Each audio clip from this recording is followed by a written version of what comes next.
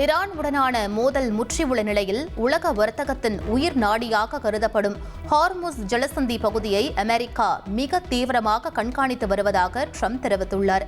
ஈரானின் கடற்படை திறன் பெருமளவு முடக்கப்பட்டிருப்பதாக கூறிய அவர், கடல்வழி பாதையில் ஈரான் இடையூறு செய்ய முயற்சித்தால் தக்க பதிலடி கொடுக்கப்படும் என எச்சரித்துள்ளார்.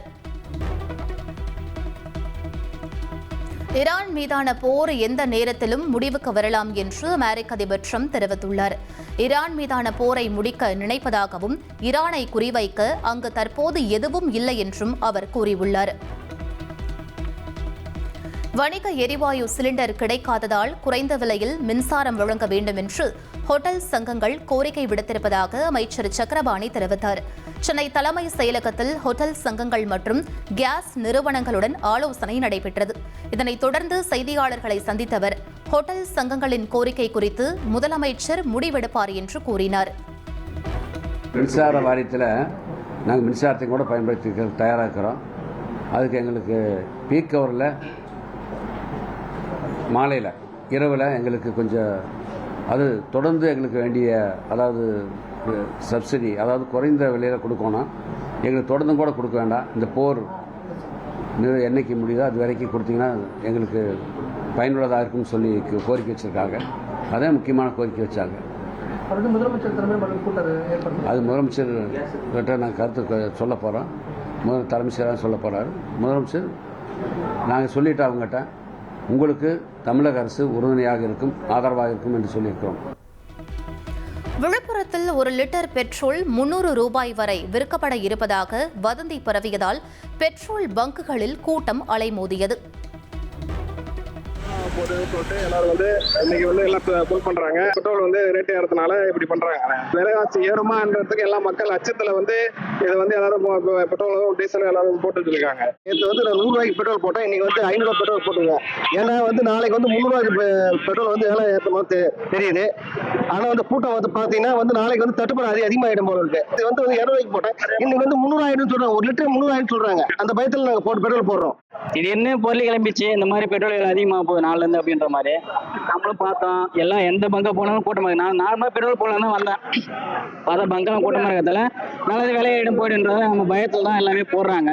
ஒரு பெட்ரோல் பங்கு பார்த்தாலும் அவ்வளோ கூட்டம். பெட்ரோல் நார்மலா வீட்டுக்கு போறதுக்கே நினைச்சதுக்கே பெட்ரோல் போட முடியல என்னால.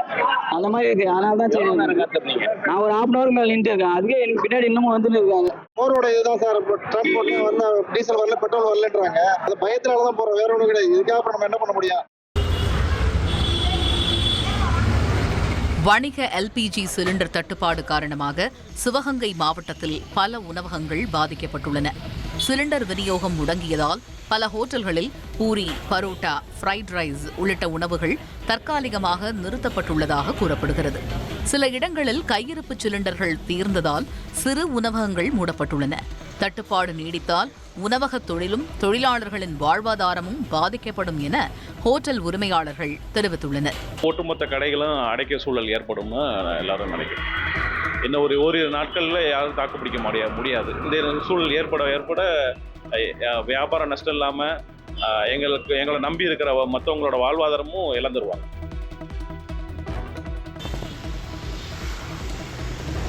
காரைக்காலிலும் கேஸ் தட்டுப்பாட்டால் ஹோட்டல் உரிமையாளர்கள் அவதியடைந்துள்ளனர். விரைவில் பல்வேறு வகையான உணவு வகைகளை நிறுத்த உள்ளதாகவும் அப்படி நிறுத்தினாலும் இன்னும் 2 நாட்கள் மட்டுமே தாக்குப்பிடிக்க முடியும் என்றும் அவர்கள் தெரிவித்துள்ளனர். தோசை, சப்பாத்தி, பரோட்டா எல்லாமே நிறுத்த போறோம். Only variety rice, Pongal, puri இந்த மாதிரி ரெடிமேட் ஐட்டம் ரெகுலர் ஐட்டம் போட முடியாது. ஏன்னா எரிபொருள் எரிஞ்சிக்கிட்டே இருக்கும். அதனால எங்களுக்கு சிலிண்டர் தட்டுப்பாடுனால அதனால எங்களுக்கு செய்ய முடியாது. அதனால பொங்கல், உப்புமா இந்த மாதிரி தான் போட முடியும். தோசை, பரோட்டா, சப்பாத்தி, பூரி எல்லாம் நாங்கள் நிறுத்த போறோம். வணிக எரிவாயு சிலிண்டர் தட்டுப்பாடு காரணமாக கிருஷ்ணகிரி மாவட்டத்தில் உணவகங்கள் இயங்க சிக்கல் ஏற்பட்டுள்ளது. கிருஷ்ணகிரி மாவட்டத்தில் வணிக பயன்பாட்டிற்கான சிலிண்டர் விநியோகம் குறைந்ததால் உணவகங்கள் மூடும் அபாயம் ஏற்பட்டுள்ளதாக உரிமையாளர்கள் தெரிவித்துள்ளனர். மேலும் தொழிலாளர்களின் வாழ்வாதாரம் பாதிக்கப்படலாம் என்பதால் மத்திய மற்றும் மாநில அரசுகள் உடனடி நடவடிக்கை எடுக்க வேண்டும் என கோரிக்கை விடுத்துள்ளனர். அரசு மனசு வச்சு சிலிண்டர் நாங்கள் எவ்வளோ சிலிண்டர் வாங்கினோம், என்ன சமாச்சாரம் எல்லாம் கேட்டு ஓரளவுக்கு தட்டுப்பாடு இல்லாத அளவுக்கு அவங்க மாற்று ஏற்பாடு பண்ணால் சிலிண்டர் எங்களுக்கு தட்டுப்பாடு இல்லாமல் நாங்கள் தொழிலை நடத்துவோம். இந்த தொழிலை நடத்தணுன்றது தான் எங்களுடைய இது. ஏன்னா எங்களுக்கு வேறு வழியே கிடையாது. No choice. இப்போ நான் எங்கள்கிட்ட இருக்கிற வேலைக்காரங்கள்லாம் நான் வந்து நடத்தலை அப்படின்னா அவங்க வேற எங்கேயா போயிட்டாங்கன்னா திருப்பி என்னால் தொடர்ந்து நடத்த முடியாது. கேஸ் தட்டுப்பாடு காரணமாக நெல்லை மாவட்டத்தில் எல்பிஜி நிறுவனத்துக்கு சொந்தமான கேஸ் பங்க் மூடப்பட்டதால் வாகன ஓட்டிகள் அவதியடைந்துள்ளனர். உடையார்பட்டியில் உள்ள எல்பிஜி பங்கில் கையிருப்பு கேஸ் முழுவதும் விற்று தீர்ந்ததால் பங்க் தற்காலிகமாக மூடப்பட்டது. இதனால் ஆட்டோ, கார் உள்ளிட்ட வாகன ஓட்டிகள் கேஸ் நிரப்ப முடியாமல் ஏமாற்றத்துடன் திரும்பிச் சென்றனர். தொடர்ந்து தட்டுப்பாடு நீடித்தால் தொழில் பாதிக்கும் அபாயம் இருப்பதாகவும் வாகன ஓட்டிகள் தெரிவித்துள்ளனர். இப்போ கேஸ் இல்லை, தட்டுப்பாடு முடிஞ்சிருச்சுன்னு சொல்கிறாங்க.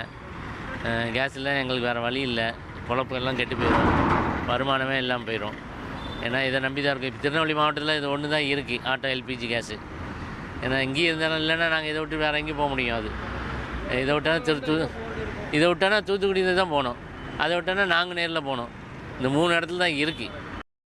பொன்னேரி அருகே உள்ள எரிவாயு நிரப்பும் ஆலையில் இருந்து அனுப்பப்படும் சிலிண்டர் லாரிகளின் சேவை 50% குறைக்கப்பட்டுள்ளதாக ஓட்டுநர்கள் தெரிவித்துள்ளனர். தற்போது வீட்டு பயன்பாட்டிற்கான சிலிண்டர்கள் மட்டும் குறைந்த அளவில் அனுப்பப்படும் நிலையில் இதனால் லாரி ஓட்டுநர்கள் மற்றும் உணவக உரிமையாளர்கள் பாதிக்கப்பட்டுள்ளதாக தெரிவித்துள்ளனர். ஒரு நாளைக்கு எங்களுக்கு சிலிண்டர் எப்படி பார்த்தாலும் 7-8 சிலிண்டர் தேவைப்படுது. Go gas, Bharat gas, total gas 3 கேஸுமே எந்த கேஸுமே ரன் ஆகலை. யார் ஃபோன் பண்ணாலும் ரெஸ்பான்ஸ் பண்ண மாட்டாங்க. சிலிண்டர் சுத்தமாக இல்லை. விறகடுப்பு போய் வாங்க போனாலும் அதுவும் விலை ஜாஸ்தியாக இருக்குது. இந்த மாதிரி கடை சூழ்நிலை வரும்போது பிரியாணிகளையும் சேர்த்து வைக்க முடியாது. இன்றைக்கி ஒரு நாள் தான் ரன் பண்ணுறக்கூடிய அளவுக்கு கேஸ் இருக்குது. நீ ரன் பண்ணிட்டா நாளைக்கு கடை மூட வேண்டிய சூழ்நிலை கண்டிப்பாக இருக்குது.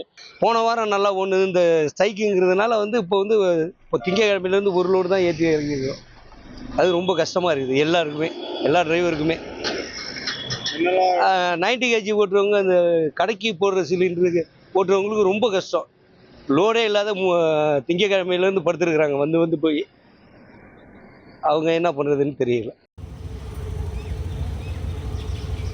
மத்திய கிழக்கு போர் பதற்றம் காரணமாக எரிவாயு தட்டுப்பாடு ஏற்பட்ட நிலையில் கடலூர் அருகே அரசு பள்ளியில் பயோகேஸ் மூலம் மதிய உணவு சமைக்கப்படுகிறது. கீழ் அழிஞ்சிப்பட்டு ஊராட்சி ஒன்றிய நடுநிலைப் பள்ளியில் மாட்டுச்சாணம் மூலம் அமைக்கப்பட்ட பயோகேஸ் திட்டத்தை பயன்படுத்தி மாணவர்களுக்கு மதிய உணவு தயாரித்து வழங்கி வருகின்றனர். தினமும் மாட்டுச்சாணம் சேர்த்து பயோகேஸ் மூலம் சமையல் செய்யப்படுவதால் சிலிண்டர் தட்டுப்பாடு இருந்தாலும் மாணவர்களுக்கு உணவு வழங்குவதில் எந்த சிக்கலும் இல்லை என பள்ளி நிர்வாகம் தெரிவித்துள்ளது. மதிய உணவு போடுறேன். அதில் அடுப்பில் ஆக்கின்னு இருந்தேன். அடுப்பில் செஞ்ச பிற்பாடு அப்புறம் கேஷ் கொடுத்தாங்க. கேஷில் செஞ்சுன்னு இருந்தேன். கேஷில் செஞ்ச பிற்பாடு இப்போ 1 வருஷம் ஆகுது சாண அடுப்பு போட்டு. அந்த சாண அடுப்பு எனக்கு கொடுக்குது. அதில் சாணம் அதிகமாக நம்ம ஊற்றினோம்னா எவ்வளோக்கு எவ்வளோ கேஷ் கிடைக்கும்.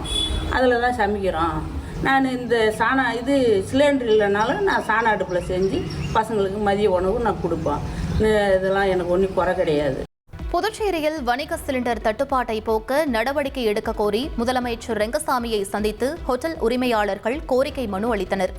புதுச்சேரியில் வணிக பயன்பாட்டிற்கான எரிவாயு சிலிண்டர்கள் விநியோகம் நிறுத்தப்பட்டிருப்பதால் உணவகங்கள் மூடப்படும் சூழல் ஏற்பட்டிருக்கிறது. உடனடியாக சிலிண்டர் தட்டுப்பாட்டிற்கு மாற்று நடவடிக்கை எடுக்க கோரி முதலமைச்சர் ரெங்கசாமியிடம் ஹோட்டல் உரிமையாளர்கள் மனு அளித்தனர். இதனை பெற்றுக்கொண்டு உரிய நடவடிக்கை எடுக்க பிரதமருக்கு கடிதம் எழுதுவதாக தெரிவித்தார்.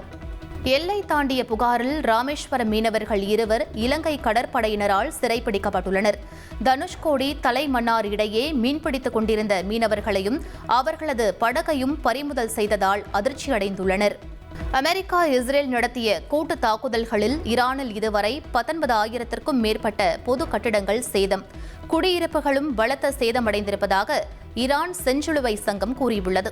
லெபனான் தலைநகர் பெய்ரூட்டில் ஹிஸ்புல்லா இலக்குகள் மீது இஸ்ரேல் உக்கிரமான வான்வழி தாக்குதலை தொடங்கியுள்ளது. தாஹியே உள்ளிட்ட பல்வேறு இடங்களில் அடுத்தடுத்த குண்டுகள் வெடித்ததில் அந்த பகுதியே கரும்புகை மண்டலமாக காட்சியளிக்கிறது.